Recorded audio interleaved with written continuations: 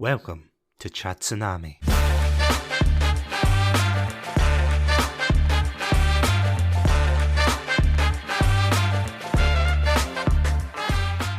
Hello everybody and welcome to this very special anniversary episode of Chatsunami. I'm Chatsunami and I'm joined with the one, the only, the most sandwichy. Is that a word, Adam? Yep, I'm joined by Adam. Adam, welcome. They said it couldn't be done. They doubted. They didn't believe. But we showed them. Hello, one and all. Good to be back. I was going to say, they told me not to play God. Those wordsmiths and English professors, I proved them wrong. And yeah, can you believe, Adam, it has been 1 year since Chatsunami began. My goodness. Where does the time go? Yeah, where does time go when you're having fun, really? I mean, it's... I don't know. Well, having been on this podcast, I wouldn't know. Whoa. Hey! I'm joking. I've loved every minute. I know you have. You signed a contract. Saying that I would have fun. Yes, it's called the Fun Contract. It's a bit of a weird contract, I have to admit, but you know what? It I've works. signed worse. So today we're going to be talking about the legal implications of starting a podcast. For legal reasons, that's a joke. But yeah, I can't believe it, because you and I discussed that, didn't we, in our 50th celebration episode, about like our favourite episodes, our favourite moments. You know, it has been a blast doing this podcast. And I don't want to like turn it round on you and be like, do you agree? Because I feel like that's too much pressure. I disagree strongly. Yeah. Is that you banging the mic going, I disagree? I disagree. No.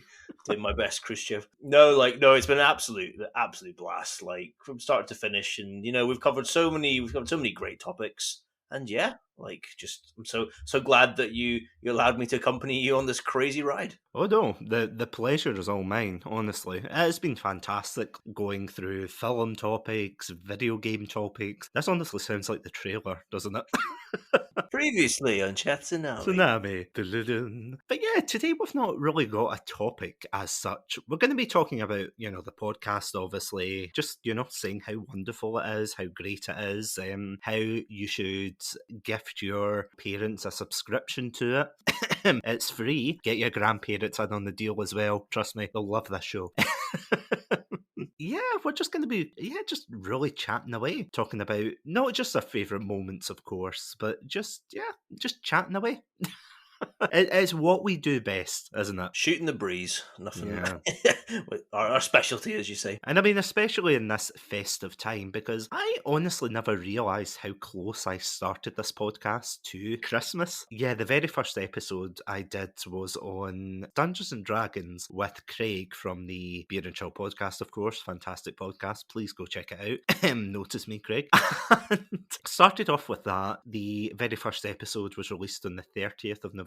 Ever since then, you and I have taken up the mantle of responsibility.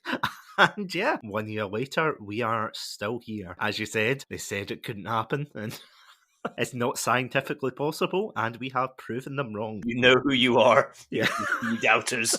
It's like, what's that scientific fact? You know, the one about bees or something? Where it's like, it's scientifically impossible for bees to fly or something. Have you ever heard that one?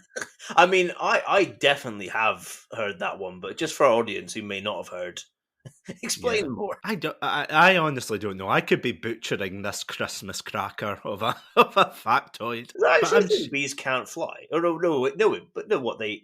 So you're saying scientifically they can't? I don't know. There was a thing going around, and I don't know if it's one of these, you know, these urban legends, like you eat spiders in your lifetime or something like that, yeah. And it's like, it's not real, it's, you know, that kind of thing. So I don't know if it's like a kind of offshoot of that. Is it like that they're not actually flying, but they're like hovering? Is that like a difference? Something like that. It's something to do with the proportions of their wings to their body mass or something like that. And I don't know whether that's like the real reason. You know, people are like, you know what, I'll have to Google this as we talk.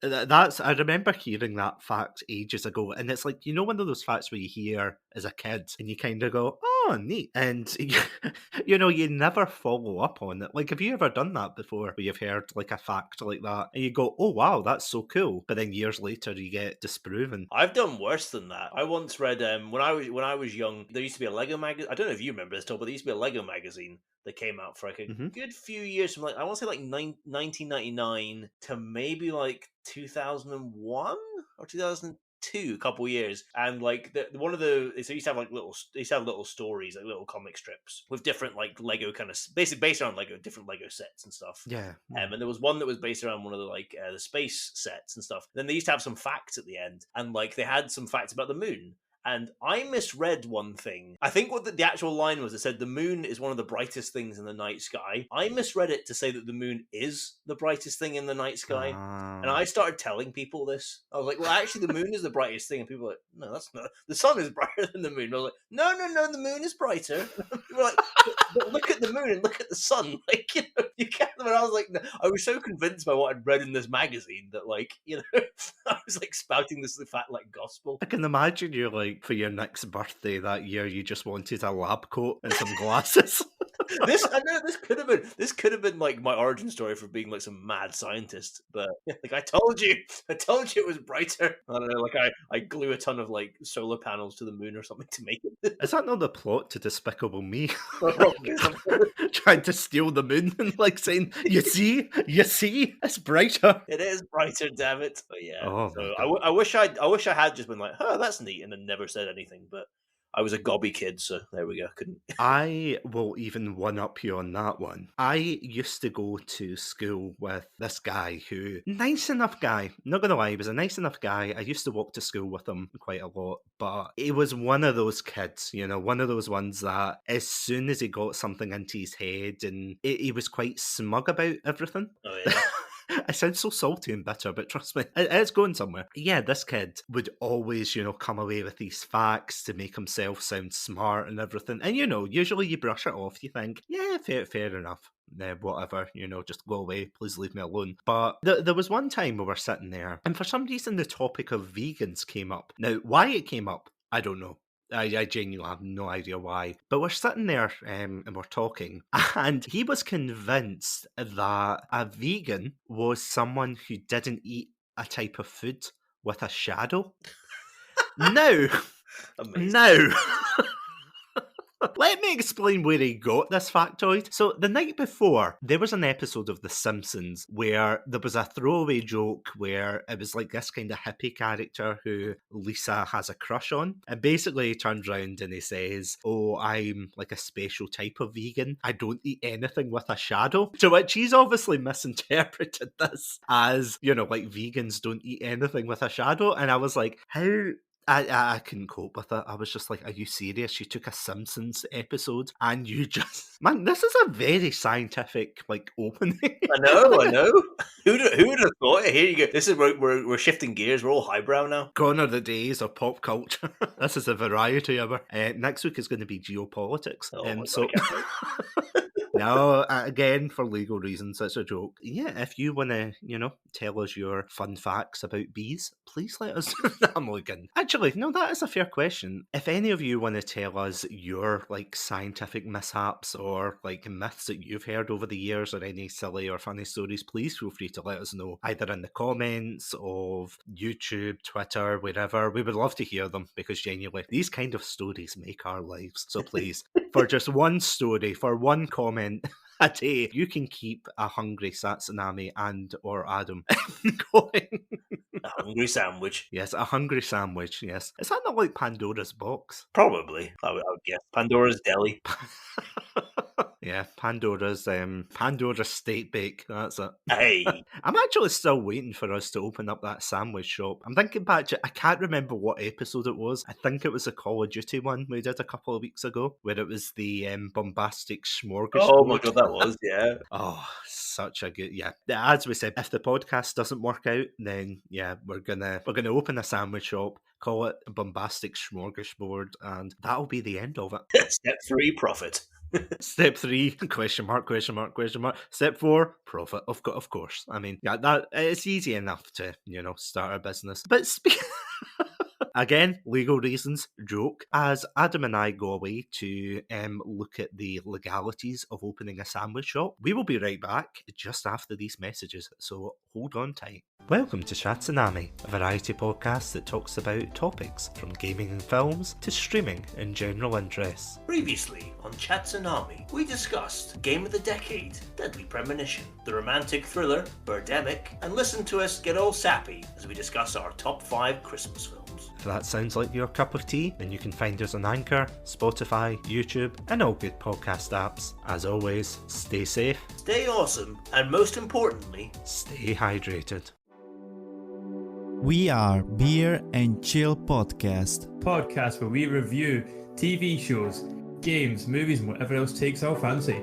So what are you waiting for? If you're a cool kid like us, you're gonna listen to the Beer and Chill Podcast. You can get it anywhere from Spotify all the way to your grandmother's radio. My name is Jan.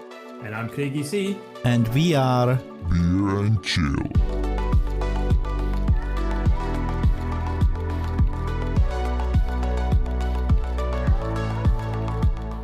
Okay, and apparently it's a lot harder to open up a sandwich shop than I realised. damn, that was that was a rude awakening. Yeah.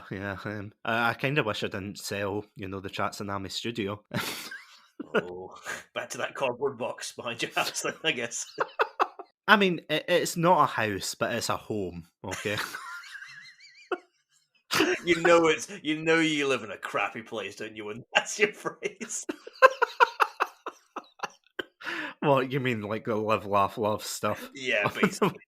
Yeah, no offense to like the fans of Chatsunami who have live, laugh, love up in the house. I mean, that's fine for you, but for everybody else. I mean, it's like going. Have you ever done that before? Like, and again, I don't want to throw shade on interior decorating because I'm not like the height of fashion or interior decorating. But have you ever gone into someone's house and you've just kind of noticed like one thing and you're like, how the hell did you get that? I do love all the generic slogans, like as you say, that one, and what's the other? There's another one the other one that you always see as well. I can't remember the top of it, but is it the not a house but a home one? Oh, there's that one as well. There's all the ones I always like. I laugh and also cringe at all like the wine or gin related ones. It's like wine o'clock or gin o'clock. I'm like bloody. Oh my god! It's a shame Craig isn't on this episode, by the way, because I have a huge problem with this is genuinely one of my pet peeves. This is like the Chatsunami confession hour here. Honest to God, there are so many. I don't know if this is international. And again, this is another question of the day. Because, like I saw a sign the other day and it was something like it said something like the Gin Spectre or something like that. And, you get the things like, oh, it's wine o'clock. Oh, it's this. And it's just, it's everywhere. It's like if you want a generic card for someone who's taken one sip of wine in their life, yeah, you just get them a wine o'clock card. It is literally that is. Oh my goodness. It is everywhere. It's like, oh, whoops, I bought a glass of wine the size of my face. And it's like, Sandra, you have a problem. Please, please just. Is this literally just a cry for help? Like, I would help you, but I don't know.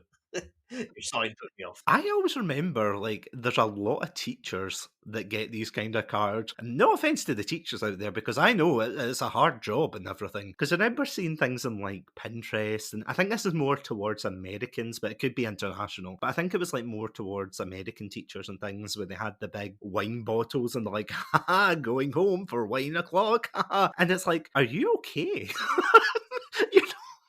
I don't want to be like, judgmental or anything, but like, are you going home to like drown that 10-foot bottle of wine? It's like, oops, I drank too much. I'm like, are you okay? You're looking after kids. Are you? It's like, yeah, you do worry, don't you? Like, should I do something? Yeah. It's probably fine. Yeah, it's like, By the way. yeah. What? turning a blind eye. Like, Roll up the windows. yeah, it's just like, yeah, just push that to the side. But I do agree. It is just so, it's just such a generic slogan. But do you know what's worse though? It's the fact that you get all of this ramped up to 11 during the Christmas period. And as you know, this has came out probably in fact, I'm not even saying probably. Why am I saying probably? It is nearly Christmas. Because in November, you always say, oh, it's not quite Christmas yet. It's not quite Christmas yet. And then Christmas comes, doesn't it? It just hits you like a Coca-Cola truck, which I actually did see this year. Did I tell you that? Oh, did you? Did you saw one in the wild? Yeah, I actually drove to see it.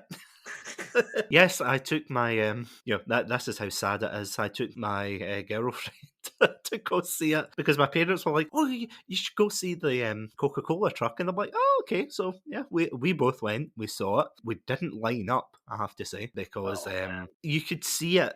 Like the fence was right beside the damn truck, so we were just like, "Yeah, let's just take a picture beside it," and that was it. Yeah, we actually had a really fun time out, but there was loads of families there. Have you ever seen the Coca-Cola truck? No, not outside of the advert, I have to admit. Yeah. I'm disappointed though to hear that you drove to it. You're supposed to run down a snowy hill, like in the advert. And as it drives through the street of the main street of your small town. I'm not a 10-year-old boy. Well, that's you. That's not my fault, is it? That sounds like your problem here. Despite my youthful visage, like Santa isn't. In fact, that's something I said to someone the other day. We were going by, how they've got the Santa's grottos that are around. And in fact, I was with my partner as well. We were walking past this, and she said jokingly, "Oh, do you want to go inside?" And I was like, "Yeah, no." I feel as if it's like a child sitting on Santa's lap, that's fine. If it's a late 20s gentleman sitting on Santa's lap, it's a crime.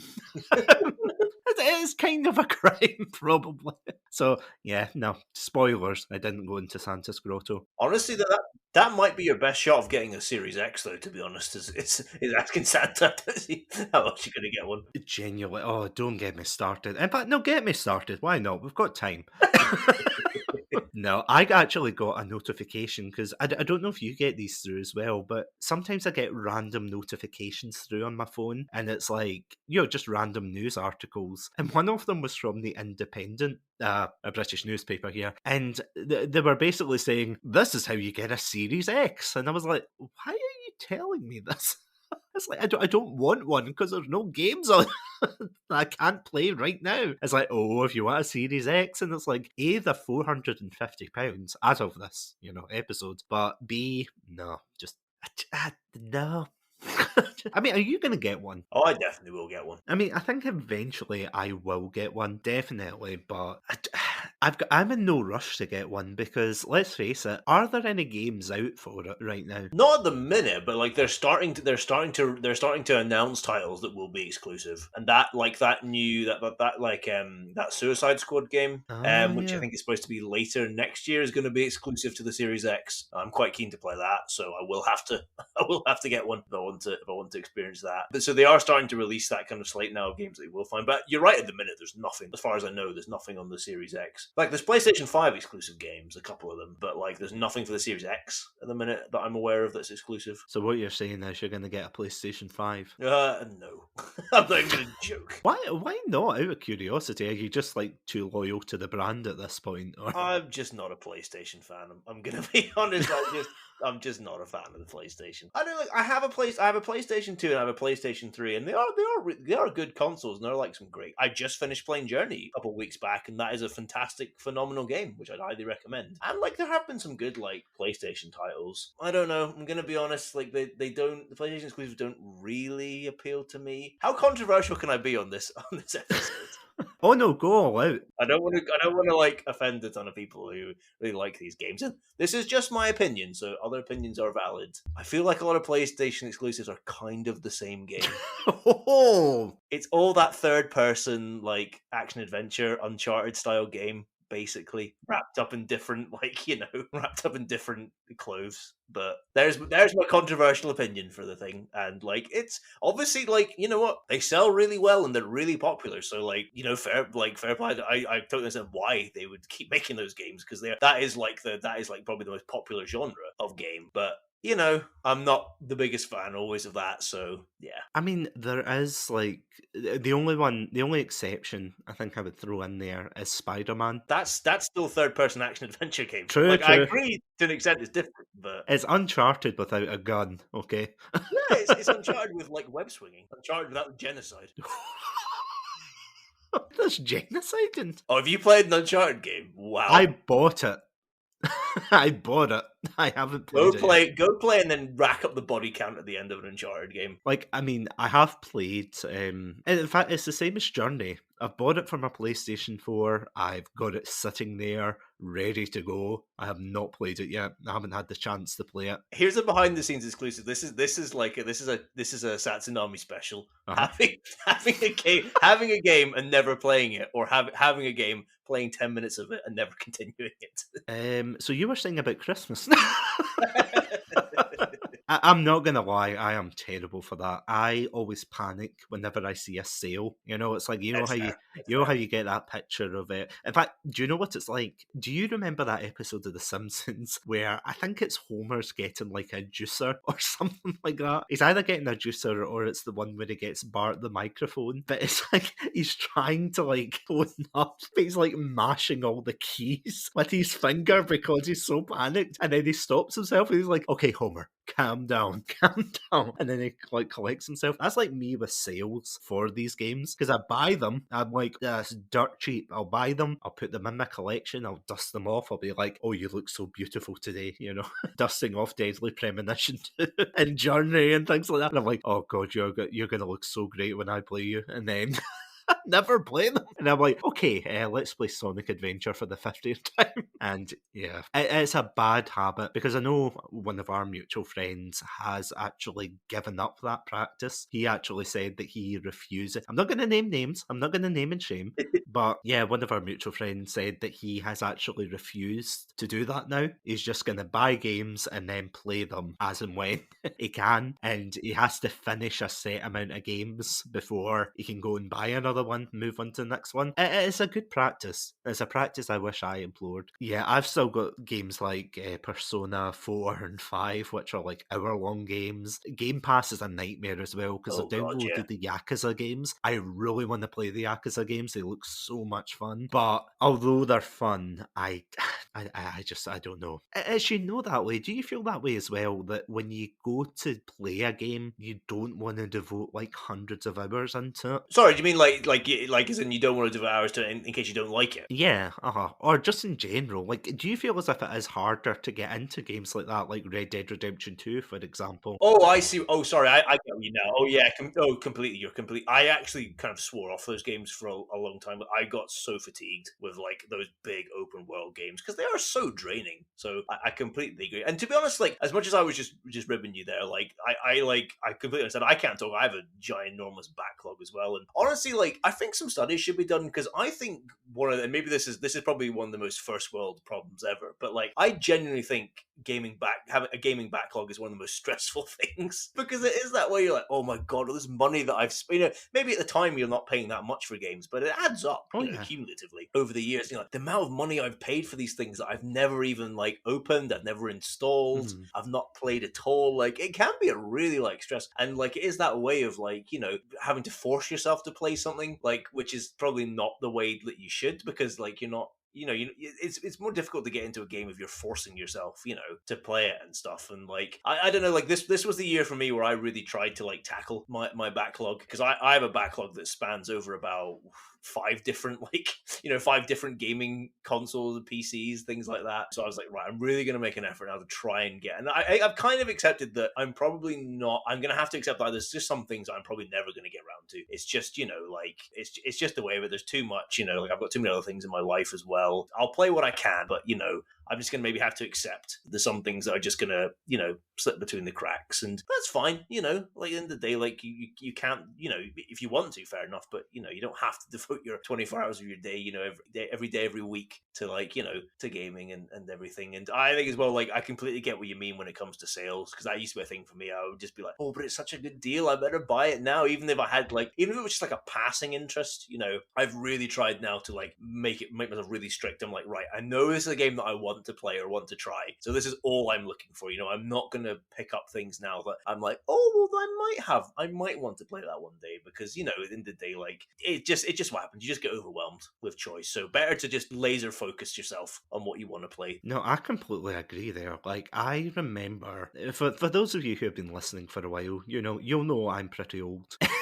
Oh, sorry, we are pretty old, as in, late 20s and so on. So we've been, gaming since we were kids. And I always remember years ago getting, like, Red Dead Redemption 1. It was a game, like, I got it for my 18th birthday. I never, like, had any interest in playing this game at all. It was my friends that kept saying, oh, you should play it, oh, we're all going to play it, and, peer pressure. So I was like, okay, I'll play it. I absolutely loved it. This vast open world experience and everything. Same with the old GTAs, like 4 onwards and everything. And it was so, like you thought, oh my God, they've done this, they've done that. But then Red Dead Redemption 2 came out, and by all means, Red Dead Redemption 2 is like a very, technical game. It's got so many like tiny features and things like that, and horses pooping, I don't know. Forget about the, dynamic lighting or anything. You've got horses crapping all over the place. But like, and again, like much like the horses, I don't want to poop on, the developers' hard work here, but it just did not grab me as like an older gamer. And I know I say older gamer, it's like, I don't want to age myself here, but it is like a good like over 10 years now since I started playing Red Dead Redemption 1, and it just doesn't grab me the same. It's like when you get older, you do, and this is very existential for a casual chat, so I apologise, Adam. But that way where it is just like, it's something that, you have to kind of, as you said, you kind of have to force yourself into it to enjoy it. You get those comedy sketches where it's like people who have the forced smiles on their faces, and it's like, are you not having fun yet? Are you not? And that's how I felt with Red Dead 2, because I streamed it and I did the worst thing. Ended up rushing through the story because I was streaming it, and I like finished the main story in about maybe like 6 sessions that were like 2 or 3 hours long, and I did not enjoy it at all. Like, and again, I don't want to be too pessimistic because it is a great game, and people have enjoyed it and everything, but I don't know. Do you get nostalgic about, like, see the old times of gaming when you didn't know as much about the inner workings of like how games were made and things like that? Yeah, like, I mean, it certainly made it easier to buy games from certain companies that as you get older and you hear stories, Very true. about how it does make you like, oh God, like, it presents a lot of like kind of moral questions to yourself at a time when you're a kid. You're not really like aware of that or particularly that interested in it because of your age and stuff. So definitely that. And yeah, as well, like I think as well, like, as you say, like, there is a more kind of wonder thing as well when you're a kid. Like, you're like, wow, like, this is just amazing. Like, and you're just like, I wonder how this is all working. But like, as you say, when you get a bit older and you kind of understand a bit more about, things like AI and game systems and, things work, it does take a bit of that kind of shine away from it. But then again, that's why something that, like, when a game does something so novel, you're like, whoa, like, just kind of blows you away. Like, I remember the Nemesis system from like the Middle Earth Shadow of Mordor game, like, just how, like, I was like, what like an incredible like system I think that is, and how amazing it is, and that kind of spark, that kind of like kid like wonder again. So but I see what I do get what you mean. Like, there is that, like, as you grow older and you learn more about the companies and like the technology and stuff, it does take a bit of that kind of wonder away from it. Because I mean, when I was 18, like, obviously how games are made, through a giant factory of hopes and dreams, and then what they do is they grind them down and crush them into a box, and then they ship those out in 3 to 5 business days. Nah, jokes aside, because I remember when I was younger, I got like, I can't remember if you've seen these before either, if I've told you this, but I remember in one of the old shopping centres I used to go to, there were these people who would hand out like leaflets for EA. Oh yeah? Yeah, it would be like upcoming games like for The Sims, for FIFA, for, whatever else they made at the time. I can't remember off the top of my head, but like EA, they've made loads of stuff. And I remember reading it and thinking, wow, look at this game, wow, look at that game. Even like the gaming magazines you used to get, did you ever get them? Oh god, yeah, I was a loyal subscriber to the official Xbox one. Oh wow, you are a true fan. Indeed. Yeah, that's more than me. actually. You didn't have an Xbox though, in fairness. Like That is true. See, this is something that I think is probably the worst thing for me, and this is such a first world problem. Of course, I've got a Switch, and I had an Xbox. The Xbox was the first one I got. Like, kind of a this generation, the Xbox One was the first one I got. Then I got a Switch for Christmas. Then, during the lockdown last year, I decided to get a PlayStation because it was quite cheap, and I thought, I'll see what I'm missing out on. Spider-Man, that was it. Still haven't played Persona. I know. And then for streaming, I got a PC. So there's just so much like choice out there. And you know that way where it is just like you've got so much choice presented to you that you just kind of freeze and you're like, what do I choose? And again, it's a first world problem. I'm not asking you to play the violin. Poor little me. I don't know what to play. Do you ever feel like that though when you go to play something? Because I know you've got multiple systems as well. Oh god, yeah. Like, I mean, that's why like I like this. This shows the kind of like, I don't know, sociopathic nature of my mind, perhaps, or my OCD or something. But like, I've written up lists of like what my backlog is on each of these like different consoles that I have, and I'm like, right, here are the games. I'm gonna try and work my way through them. Like, and there was a point where like early in the year I was like, right, I'm gonna try and each day I'm gonna try and play a different game. I thought I'll get through these games quicker. That was a bad idea because if it started makes it longer, and then you play, and you're like, you just like, what the hell are the controls for this one? You get yourself so confused with like what button does what and everything. So I've narrowed it down. I'm like, right, I'm going to focus on one game. One game. We'll do that. We'll move on to something from a different system. It is quite paralyzing choice, and you're like, oh god, like because you're on that way. You're like, oh god, but like, what do I do? Like, especially if you like buy a console. Oh my god, like how much money? Like the money that you put into that. You're like, right, I need to play this, because I've put so much money into it, and then you put the games on top of that. So yeah, it is a stressful thing, to be honest. Like, again, first world problem comparatively, as we say, but it is a stressful thing, to be honest. I say having like these backlogs and stuff, and it is going to be quite paralyzing. I mean, especially when you get people at Christmas saying like, "Is there any games you want us to buy you?" And you're like, "No, please, please." It's like that scene out of Matilda where it's like the plump child. To say it very nicely, the plump child that eats all the cake, so he's forced to eat another cake. It's like that. It's like, what's the matter? You've got Game Pass. Do you not want to play these? And you're like, no, please. Yeah, as you've got like the people in the background chanting, saying, "You can do it. Speed run, speed run." It's like, no, I do not want to speed run any of this, please. I just want to see my family again. You'll see your family when you play this damn game. I was actually laughing because, as I said, Christmas time, I think I've more or less I say finished, but Christmas shopping's never done, is it? No, never. There's always something else like outlying, but I popped into some of the game shops, just to see like what they had, and I was laughing when I saw Fallout 76 was $3.99 in game. Oh yeah, what a deal for such a tremendous game. For legal reasons, this is also a joke because of course you and I are fans of the Internet Historian. Oh yeah, and he did a fantastic video. Like, you probably don't need us to tell you about this, but for anyone who hasn't heard of the Internet Historian, go check him out because he is such like a funny content creator, and he did like a whole breakdown of what went wrong with Fallout 76 and things. But it does say a lot about games, doesn't it? Like when you see a game that is fairly new or should be really popular, should be like a kind of titan or a staple of the franchise, and then they're like dirt cheap. And I don't mean like dirt cheap as a sale. I mean like dirt cheap as in it's not selling at all. Because even, funny enough, as I was in game today, there was like a copy of Call of Duty Ghosts, which I know, your favourite. What a game. And that was about $17.99. And that game this was for the Xbox One, but that game is old. I mean, that's like 2013, was it? Yeah, it's 8 years. Yeah, I mean, compared to Fallout 76, which came out, 3 years ago? Yeah. Or 2, 3? That is like really, fairly recently. Like, some games just hold their value. Like, of course, I mean, name a Nintendo game. Yeah.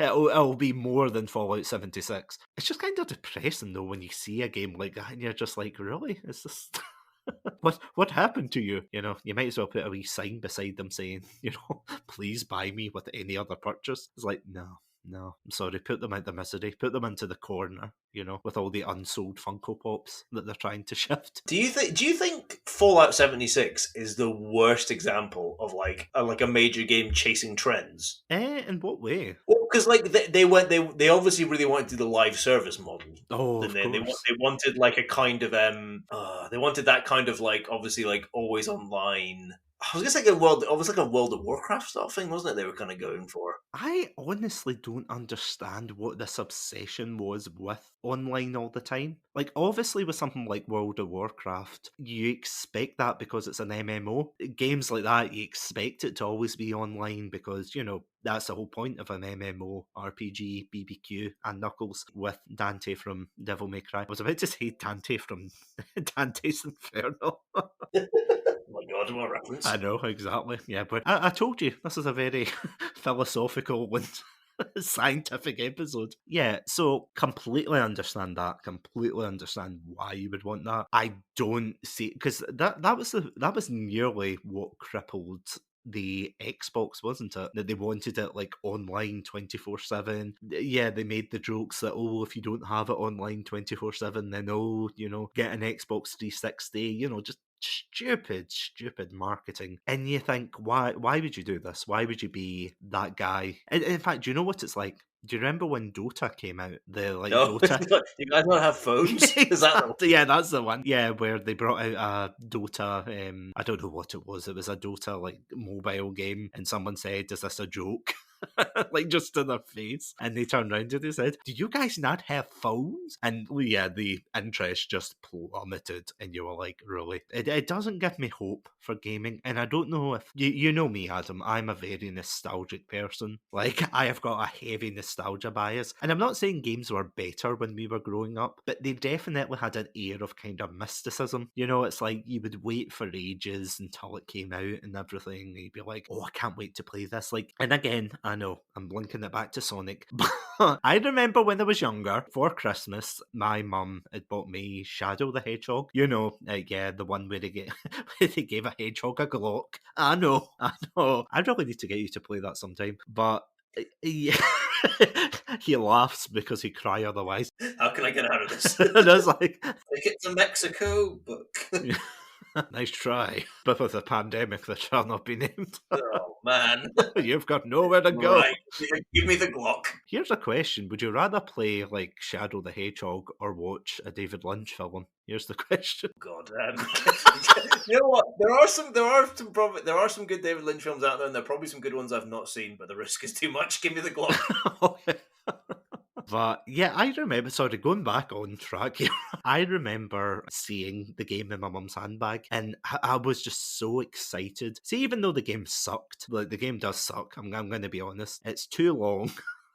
It makes my bones ache. It won't get off my lawn. It's a time capsule, anyway, of that kind of era of gaming. But at the same time, like, I was so excited to get that game. Even with Sonic 06, like, even with games like that, although they were bad, I was still excited to play them. And to a small degree, I enjoyed them. But it almost feels like if you don't enjoy a game nowadays, it's like you can't. Maybe this is me being too, like, analytical, but do you feel this way as well, that even if a game's bad, it almost feels as if you don't feel as if you can enjoy it, even as a guilty pleasure? Like, you can still technically enjoy it, but you feel as if it's harder to enjoy a bad game nowadays compared to back when you were younger. Probably, like I would agree with that as well. Just because I think like your tastes mature and stuff, and like, I don't necessarily know when I'm trying to think to when obviously when I was young, like. If I could remember being like, this is a bad game, because I played games that I've gone back to now that like I loved, and I'm like, oh, these have not aged well at all. These games,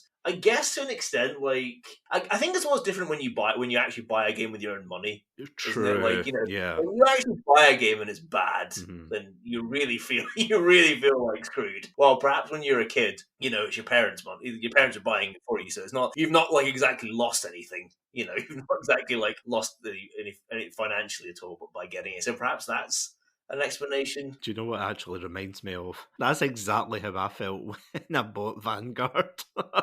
You do not like that game. I really do not like that game. Oh god, it was just, yeah. I'm not going to rant too much on it in this episode because we have a full. Yeah, the whole episode. we do genuinely have a full episode. It was like a couple of episodes ago, so please go check that out. It's called The State of Call of Duty. Just in case, Season 2. just in case anyone's wondering. I did not enjoy that. And that was the thing, though. I think because it was so expensive, because games are getting more expensive nowadays. And I know that's, economics, inflation, blah, blah, blah. But at the same time, I always remember when I was younger, and I don't know if you felt the same about this as well, but I remember seeing Xbox 360 games, like the price rose to £30 a game, and I was like so shocked at that. I was kind of like, £30 for a game?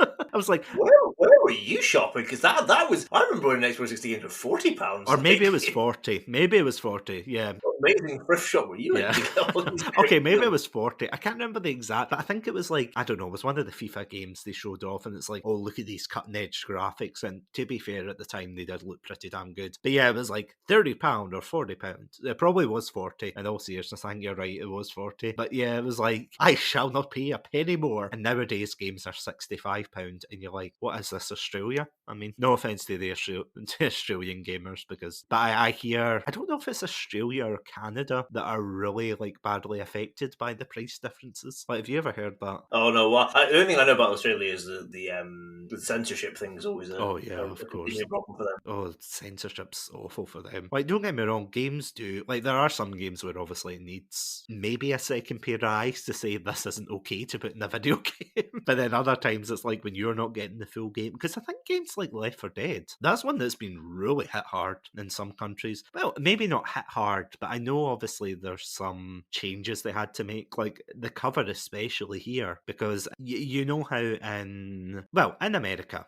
for Left 4 Dead 2, they've got like a zombie hand with two fingers sticking up. But of course, because the palm is facing away from the camera, that is a very, not a nice symbol in the UK. So they had to change the box art. I think, there's the obvious things like violence and all of that in certain countries, and they have to like tone it down and everything. Like, I'm not going to pretend I'm like an expert in censorship laws and things, because I know they have to fit a criteria. But yeah, I mean, the only game I can think of, I mean, obviously there's been loads of games that have been like either banned or censored, but I think one of the ones that stood out was it the Stick of Truth, the South Park game? Oh yeah, that got hit because that got hit obviously in the EU as well. Oh yeah, we got tourist things, but yeah, that you're right, and that got hit with a lot of the censorship things. Yeah, for obvious reasons. Don't get me wrong. There were some moments I think, because that's another game in the backlog. I bought it. It's in the backlog. Oh, that's a good one. I'd highly recommend that one. I have heard it's really good, and I have seen I mean, did you play the sequel? Yes, I did. Also very good. Yeah, I've heard it's good, but is it not like more of a, what do you call that? Like, not Final Fantasy, but the other one. What do you mean in terms of like it's grid based? Like the combat, yeah, like the grid-based combat. I mean, probably the first one is probably more Final Fantasy based because it is that kind of like turn based combat. Of type course, thing. yeah. But like, yeah, they have like they introduced like a grid system in the sequel, but it's still turn based. But it's like you can like position because like some attacks will like go in different directions. So Yeah. like if you can like position your characters around to like for instance, like knock enemies into other enemies and stuff. So it's kind of the same still, but it adds like a bit of another dimension to. I don't quite know what a grid based turn based. I don't know if that's the right term at all, but It'll probably be something like that. I don't know, because you get some franchises that like jump on the engine, don't you? yeah. Or like whatever the mechanics are. Because I mean, you've got like, I mean, I'm not saying the Source engine is anywhere, like similar to calling a grid-based system like the Final Fantasy grid system or something. But I'm actually surprised no one's jumped on that, unless there's because I think what's it called? Fire Emblem. That's the one. Yeah. I've never really played it, but I know that does something similar. Okay. But yeah, I don't know what that comes from. Whether it's the void of gaming from, Christmas past or something that's come back to haunt us. Yeah. When are we getting Pong 2? That's what I want to know. Not soon enough.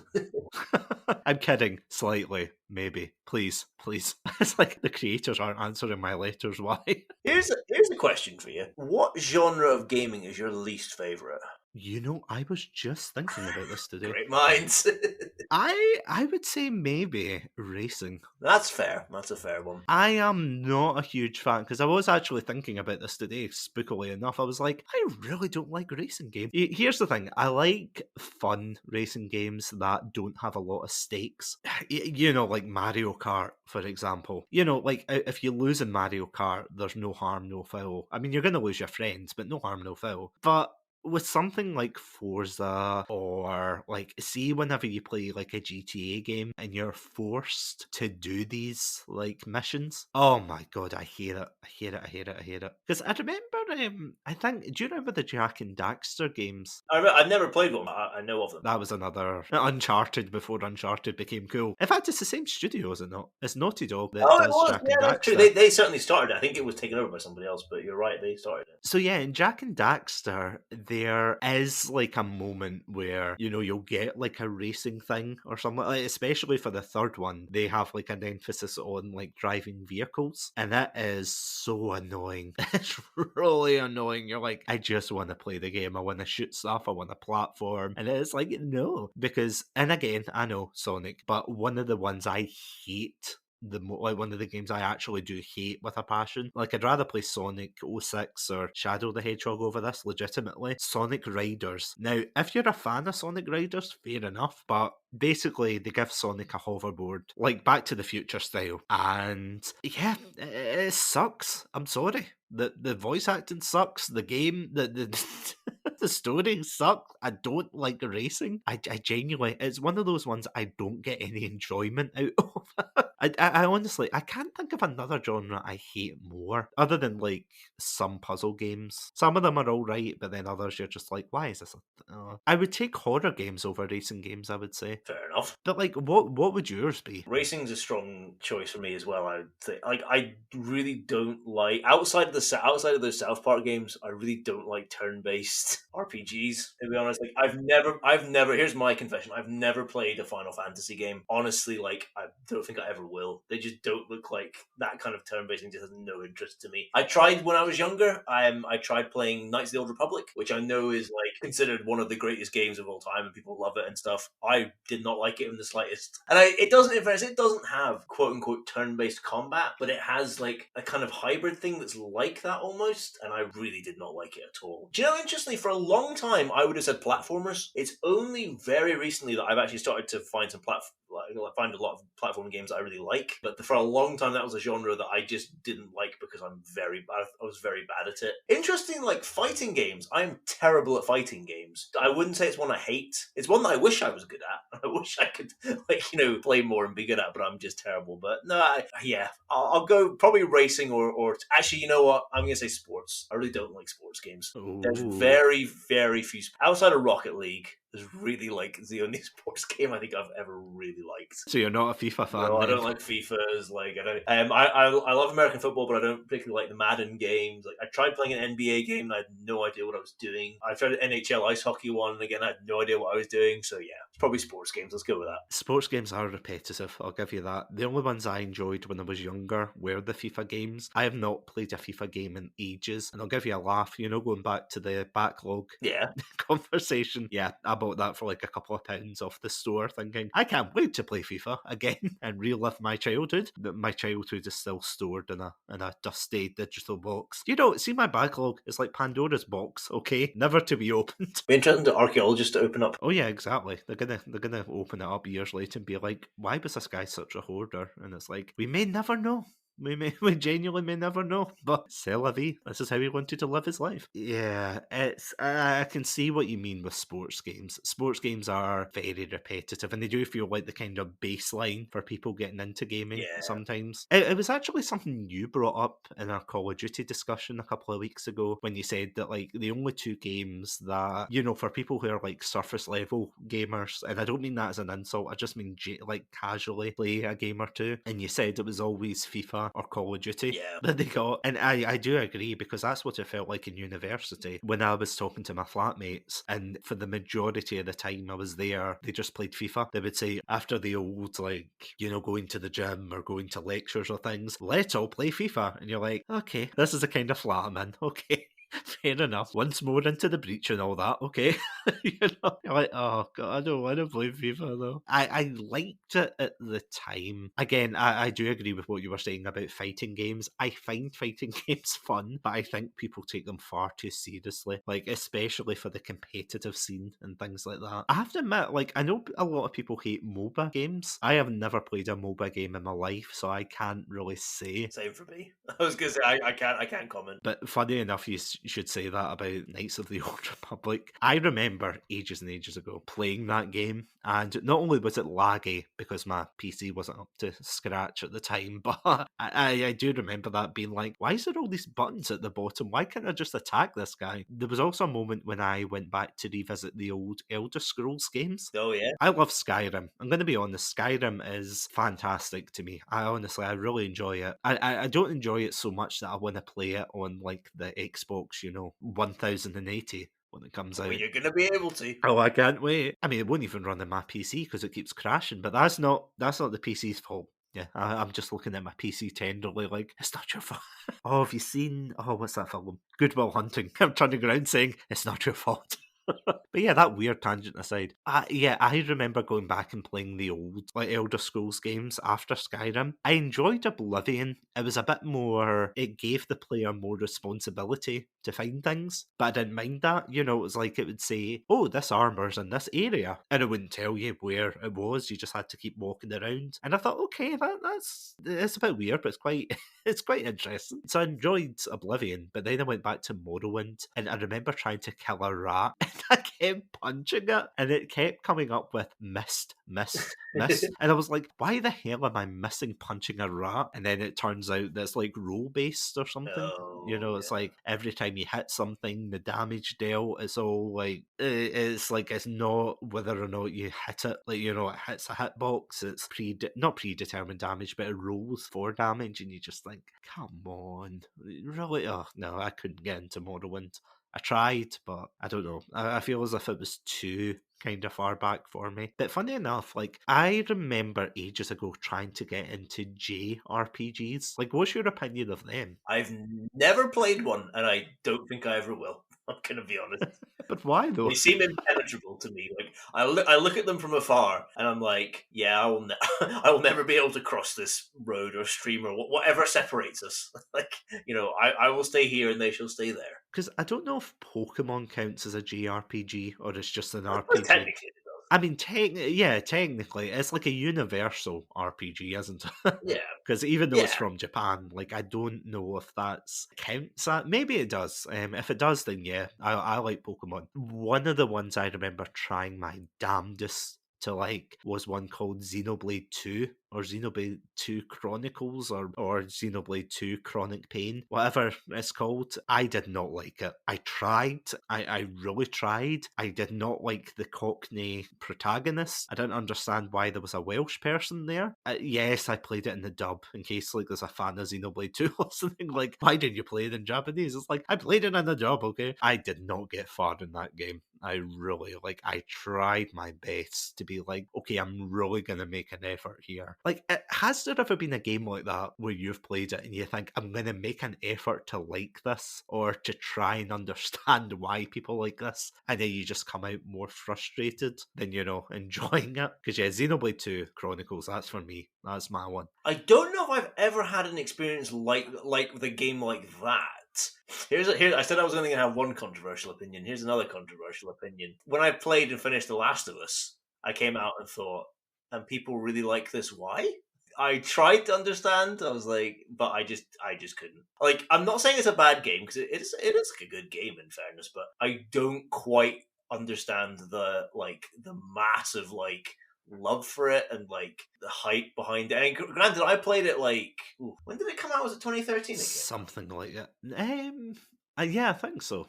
I must have played it. I think I played it 2016. So granted, that's a couple of years later. So perhaps if I'd played in 2013, I might have felt differently. Yeah, that's one that I couldn't quite understand. And I tried to understand why, but I just couldn't. I don't know if I've ever had something like kind of as you were saying about Xenoblades, where I've gotten something and I'm really tried to delve into it now. I feel I've reached a stage now in my life where I kind of know roughly the genres. So I'm not ever gonna play a Monster Hunter game Like, as much as, like, people really like it and people, like, hype it up and everything, because I just know that, like, I don't have the ability and probably the patience to, like, really devote myself into it. I kind of feel the same about something like Dark Souls, although I would desperately really want to, like, just throw myself into it Yeah. and, like, really try. And I still like say to myself, I will one day do it, but I don't know if I ever will. So I don't know if I have now the time and patience and the resolve to really, like, throw myself completely into it and, like, really, like, dive into it. But yeah. Because, I mean, you and I played Dark Souls, remember? Yeah, we did. That was ages ago, though. I totally see what you mean, because there are certain genres that I genuinely do not understand why people are into them. Dark Souls, and I know I've got a friend who loves Dark Souls, so he will be listening to this. He'll be listening to this exact moment. I apologise. You know who you are. I don't understand games like Dark Souls, and don't get me wrong, like, I understand, like, how Dark Souls is fun, but I've gotten to a stage in my life, and again, I'm not that old. Like, I joke and say, oh, I'm old, get off my lawn, or crazy kids, but I just don't understand games that are just punishing, if that makes sense. Games that, like, if you fart the wrong way, or if stub your toe, then you have to go all the way back to beginning. That doesn't make a game engaging for me. And again, this is like the one opinion of a gamer. It's like it's not representative of everyone, but at the same time, like, there's some games that are just so difficult, and I kind of think, how is this fun? And again, I don't want to take that away from anyone. If you enjoy Dark Souls, fair enough. That is your cup of tea. You drink out that cup. I'm going to drink out of another cup. But I don't understand games that try to replicate Dark Souls. Like, Dark Souls in its own, it is difficult, but I feel as if you take your time with it, because we played it and we didn't get extremely far, but we got far enough. We got off the first bit. I just want to... Yeah, I mean, I just want to stress that. Yeah, we got past the first boss fight, so that's fine. But that's the thing, though. I mean, it was fun playing it with someone. I feel as if I would get, like, really stressed out if I played it on my own, Like, if I played it, like, this isn't fun at all. If I streamed it, maybe I would have some enjoyment because I'm broadcasting it to others. See, when games try to copy that formula, and again, I know it's like an industry secret, isn't it? Where it's like, if a game's successful, like Fortnite and, the Battle Royale genre, that everyone and their mother's going to copy that. But if you felt like that there's a lot of games that try to copy games like Dark Souls, and they want to make it the next difficult game that people are talking about. Oh, definitely, yeah. In all seriousness, like, what are your thoughts on, like, difficulty or difficulties in video games? I was actually going to ask you a quick question Oh, first. yeah, Do you think Dark Souls should have an easy mode? Now that is, like, the question. Because do you know the game Hades? Yeah. Mm-hmm.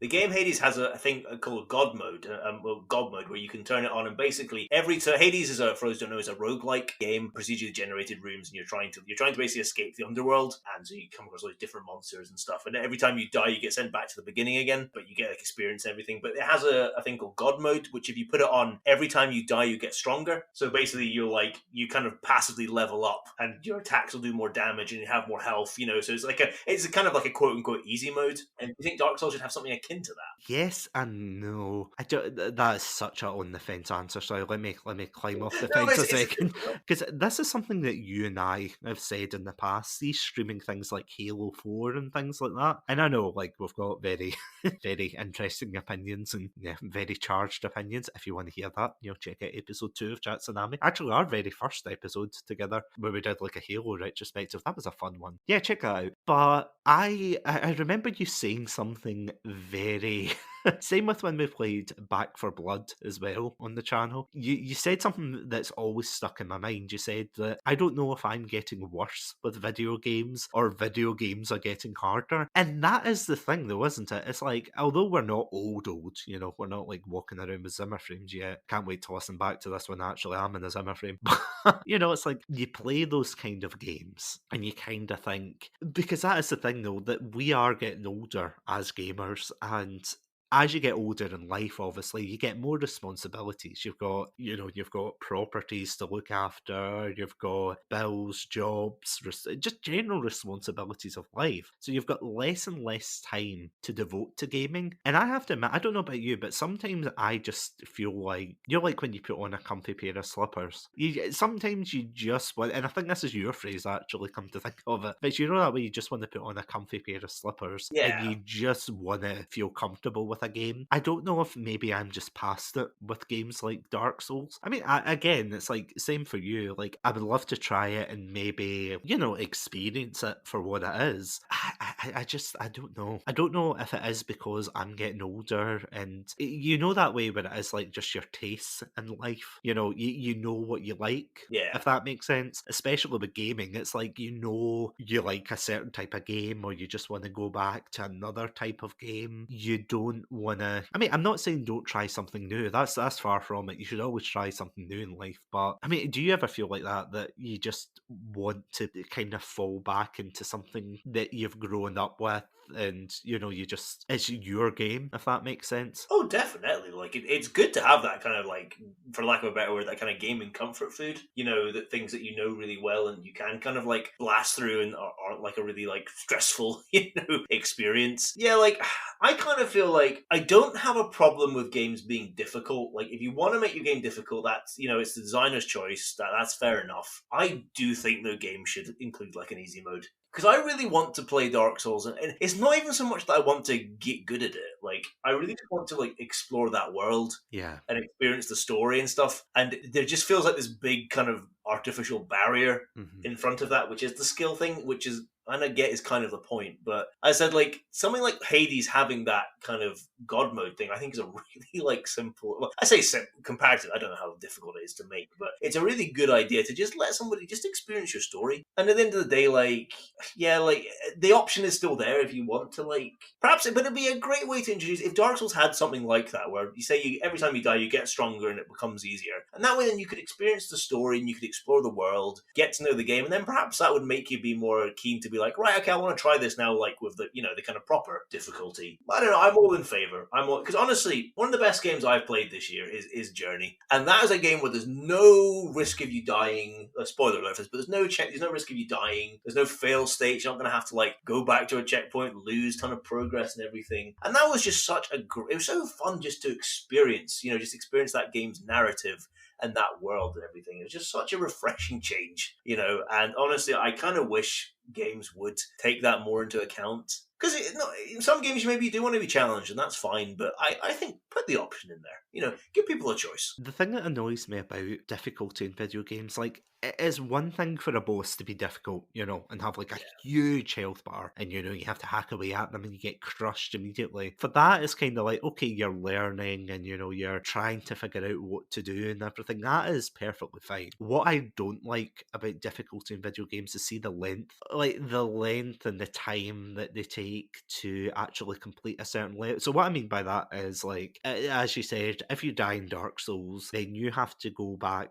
all the way to the last checkpoint that you died at. And this is kind of why I don't like, and this is my controversial take of the night, this is why I don't like old games, like, say, for the NES and your SNES, Mega Drive, the old, like, pixel games. Loads of people love them. That's their nostalgic blanket. And fair enough, I am not here to say, like, oh, you're wrong for liking them or anything, because obviously it doesn't matter if I said that or not. I can't take that experience away from you. But the thing that I really hate about it is that they're difficult, not because, I mean, don't get me wrong, there is, like, a kind of difficulty there in that sense of challenge and trying to get better through every playthrough. But the thing that I really don't like is, like, see, once you die, you have to go back to the very beginning of the level, or, so you have to do all of that again, and it's just repetition. That way. It's like, especially with Dark Souls, it's like you continually get killed by the same guy, or if you get past him, there's another bigger guy that bulldozes you down. And again, like, for a game in Dark Souls, I think that there's obviously ways to get around it, and the whole point is that you get better at the game, this kind of trial and error. But I just don't like video games that try to copy that kind of gameplay and mechanics, where it's like, oh, the game's artificially difficult because you have to play it, like, 50 times at the same checkpoint that's like miles away from where you died. And I'm like, I mean, that's the thing that really ticked me off about Back for Blood, because do you remember that where Yeah. you had continues and you're like, really? I mean, it is. It's like it's not the 90s anymore. Not in an arcade. Like, you know. Yeah, oh, I hated that, and for good reason. It's not a great game, I have to admit. That was also on sale in game. If if you want that 20, I think it was like £23 or something. Yeah, if you want that experience, yeah, go play it. But I wouldn't recommend it. It's on Game Pass actually, isn't it? Go play Left 4 Dead. Yeah, go play Left 4 Dead, as you said. Left 4 Dead is like, it's infinitely better. I don't think like I've ever been so disappointed at a game. Oh no, Vanguard, never mind. Again, I know I'm not going to linger on it too long. I'm not going to linger. I don't know. Like, do you feel as if you're getting more cynical towards games nowadays, or do you have some hope? I kind of feel like maybe a few years ago I kind of bottomed out with cynicism about gaming and stuff, and I kind of feel like I'm in maybe a slight uptick now, because as you know, if you go listen to our State of Call of Duty episode, I overall liked Vanguard. Call of Vanguard is, I mean, I have liked like the last few Call of Duty games. I don't know, I feel like I'm maybe in a bit of an upswing where I'm a bit like hopeful. I mean, but then again, as much as I try to be, there are things that come out like, you know, GTA Definitive Trilogy and Battlefield 2042 that like crush, you know, do their best to just crush any kind of growing up, any optimism that I'm trying to like, you know, I'm trying to rekindle. Like, oh god, that I tell you what, those two games were probably my biggest disappointments of this year. I was looking forward to both of those, but I feel like I'm trying to be a bit more optimistic now, because this is another controversial opinion here, but like, you know, and I know there's lots of problems with the gaming industry and everything, Yeah. lots of problems with games, but I actually think this is quite a good time for gaming. Really? Purely because I think no matter which of the major systems you have, so whether you're on PC, whether you have a Switch, PlayStation 5, or whatever PlayStation console or an Xbox console, there is something good on each of those systems. It doesn't kind of feel like sometimes where, like, you know, for instance, if you had like a Sega Saturn, and again, like, no offense to people who like Sega Saturn, but it kind of felt like you got the raw end of the deal there, comparatively. Or if you had like a Dreamcast or something, and as much as they were great games, like, it just kind of died quite quickly. Now at least it feels like, you know, so for instance, Nintendo and PlayStation have their like lineup of exclusive games, really high quality, like good ones and stuff. Xbox obviously has Game Pass, and then PC as well obviously has, you know, its multitude of many things. So I feel there's just so many good that you can have a really good, like, there's a really good line for each like system. So I don't know, for me it just feels like it's a good time, because I don't feel like you're really missing out even if you only have access to one particular gaming source. There's still lots there for you to choose. I feel as well, though, a game can be bad, but it depends in the environment that you play it in. This is going to sound like a really weird side tangent, but I was just thinking today, because I actually texted you very excited because I was in game today, and I overheard one of the store clerks talk to basically just a random customer and say, he was basically talking about this game, and they described it as Twin Peaks if it was a video game, and how this game was like about a detective who found clues in his coffee mug and things. And it absolutely clicked immediately, because you and I, of course, we did an episode on this game, that being, of course, Deadly Premonition. Fantastic episode, by the way, and fantastic game. Go check it out. Deadly Premonition, one of those games that is considered terrible, gameplay wise and everything. And again, much like Vanguard, I'm not going to go into depth about it. But long story short, it's a game that should not work. And I think if I played it alone, then definitely I would have hated it. I would have put it on the pile of, oh yeah, it's one of those games I just don't like, I can't get into it. But because I played it with you, and again, sappy moments towards the end of the episode. But, because I played it with you, I enjoyed it just that much more. And it genuinely was. It was a fantastic experience that I wouldn't have otherwise had. Same for something like Battlefield 1, because initially I didn't really enjoy it as much because I played it on my own. And I know you absolutely love Battlefield 1. And I know part of that reason is, of course, you played it with our mutual friend Spanks, didn't you? That was I think basically every night. Yeah. Me and him would jump on. You're going to kill me for bringing up this game, but there's a particular beat-em-up game that I've been dying for you to play for ages. That, of course, being Castle Crashers. I was actually laughing because I was talking to my partner the other day, and I was saying to her, I think this was last month actually, I was saying to her, oh, you should try this game, Castle Crashers. It's like a really cute beat-em-up. I'm looking in the corner there and she's rolling her eyes. I was saying, oh, you should try it, and she played it. She absolutely loved it. I can't believe she's played it before you, Adam. Like, that's just Hey, I played it. Did I you? played it at yours. Did we play it at mine? Yeah, we did, yeah. Okay, that's selective amnesia from my part. No, was it not Battle Block Theatre we played? No, we did play that, but we also played Castle Crashers. We Ah. played Battle Block Theatre, I think, at mine. Oh, okay. And I think I came with yours, and we definitely played Castle Crashers. Okay, fair enough. Pretend I didn't say that. Yeah, it's just such a fun game. And one of the reasons I know about it and loved it so much was I remember when I went to university and I lived away from home for about 4 years. And don't get me wrong, I wasn't on like the other side of the world or anything. It was just like a hop, skip, and a train journey home that I could actually go there. Especially in first year, like I know it's ironic. I run a podcast and a stream and I'm calling myself shy here, but genuinely, like in real life, I'm just like quite a shy person. At that time, like I was more so because, I'm going into a new environment, I'm living with complete strangers. And then it wasn't until second year I started to kind of open up a bit more. And one of the ways that I connected with my flatmates was through gaming, especially like, the usuals: Call of Duty, Halo, FIFA, Dead Space at one point. That was a weird one. Yeah, one of the games that we played and my flatmate introduced me to was Castle Crashers, and I've loved it ever since. It's one of those games that I have played on my own. I don't enjoy it as much on my own,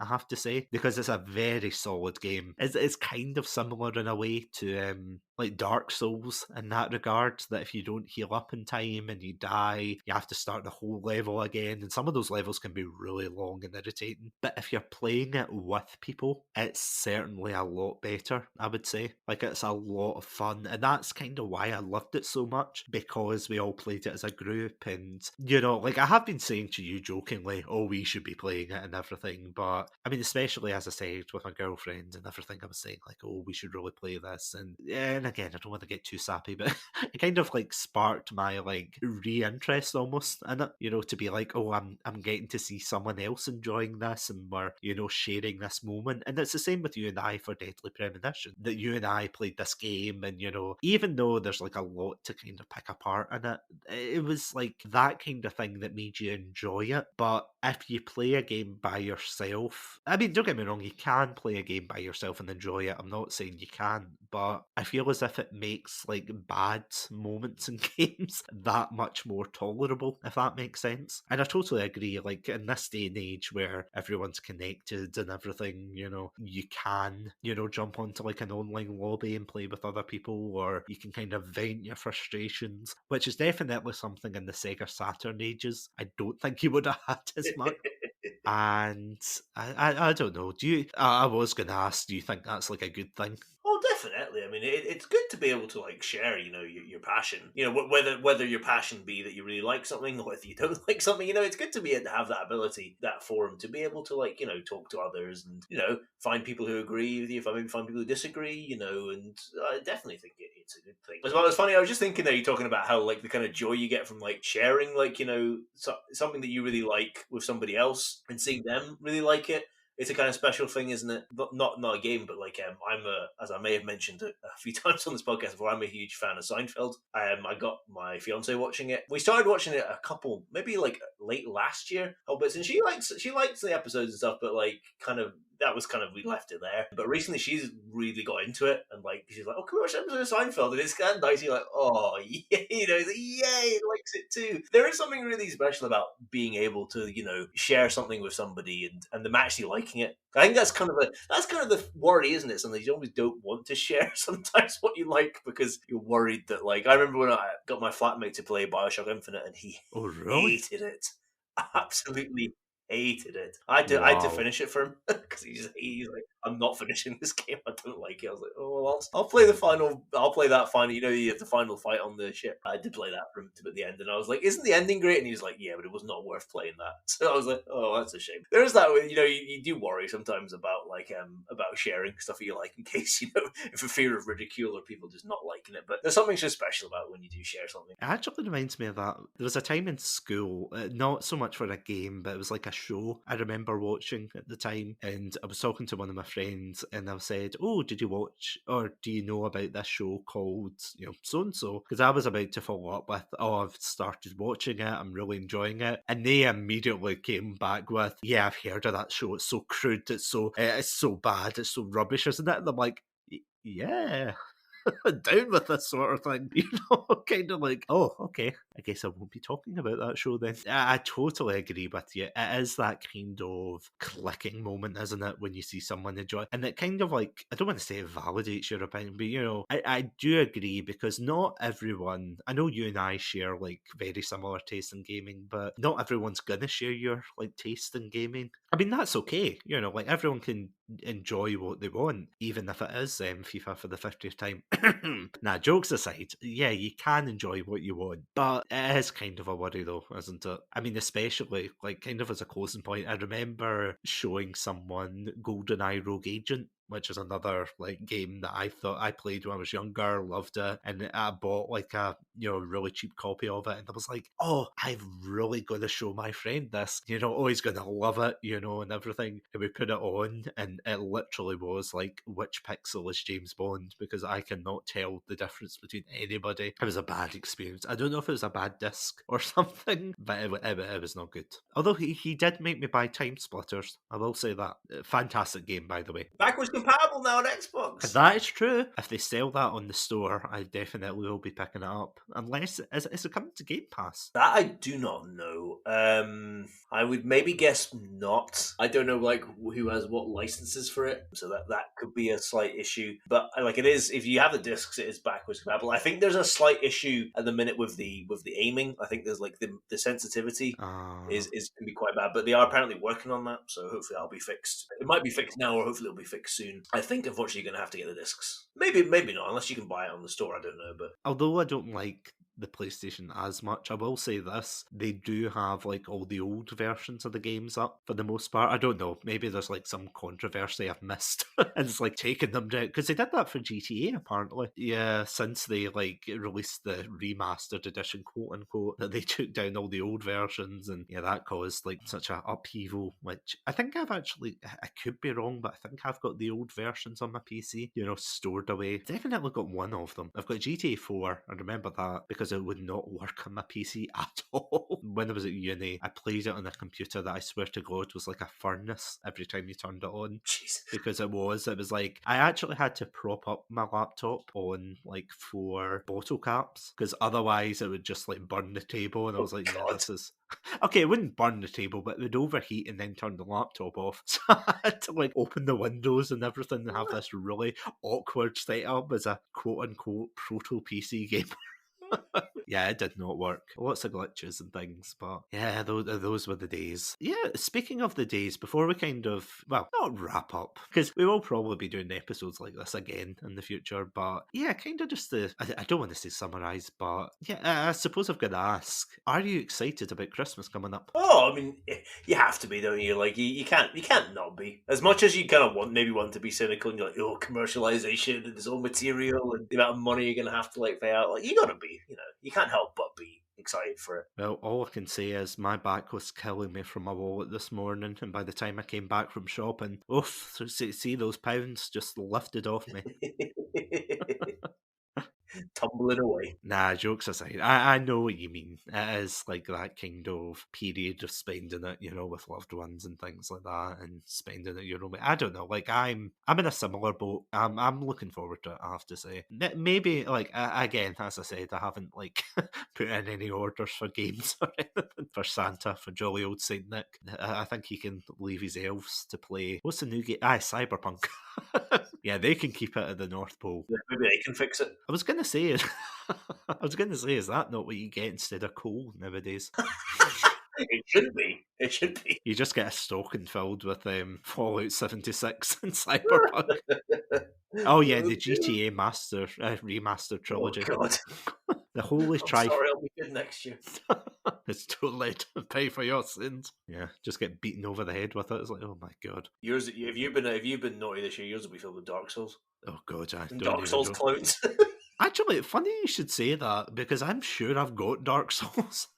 If I don't have it on my PC, then I must have it somewhere. There's a disc lurking around. Oh, maybe. Well, thank God I've not got a disc drive. Well, I say that, but there probably is like a secret, like you have to unscrew the back. It's like, do you remember years ago, this is going to sound so like off topic, but do you remember years ago, obviously phones nowadays don't have the 3.5mm like earphone jack anymore. Again, it's a stupid, idea, but hey, I'm not a designer of phones. That's progress. Yep, that's progress, as they say. Yeah, pay extra for an adapter. I'm not salty, but I remember there was like you know how there's always hoaxes, quote unquote, every year for new phones, and my favorite one was actually you can charge. Like I can't remember what model it was, but there was one where it was like you can charge the iPhone in your microwave. It was like the iWave or something like. And then, like, America had, like, all these news outlets saying things like, do not stick your phone in the microwave. It's a dumb idea. But yeah, sorry, the point I was making there was another one where, like, they said you were supposed to drill a hole in the bottom of your phone to get into the earphone jack or something like that. And that's what I'm thinking about my PC. I'm like, I bet you, like, you drill a bit off and it's like, oh yeah, here's a disk drive. In a circular stone, so it'll be there somewhere. Oh yeah, just plug the hole with it.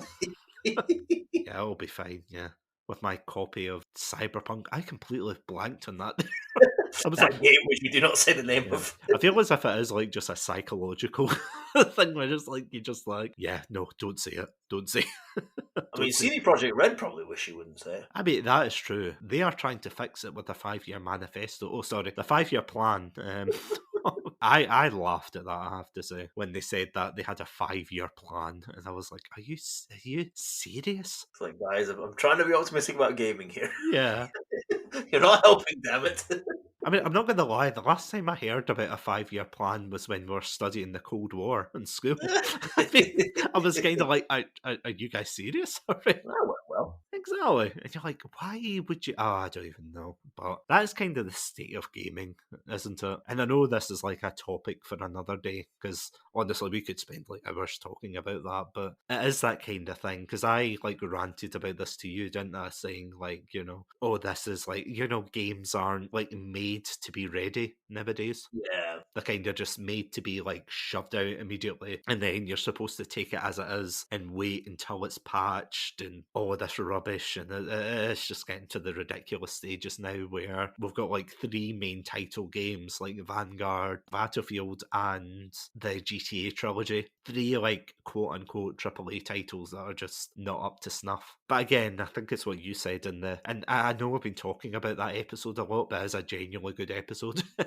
The state of Call of Duty, but it was you that said that, wasn't it? That's just kind of the way of gaming nowadays, isn't it? It is just that thing. Like it's just that, day one patches and like things like that are sort of, I think, just things we might just have to learn to live with.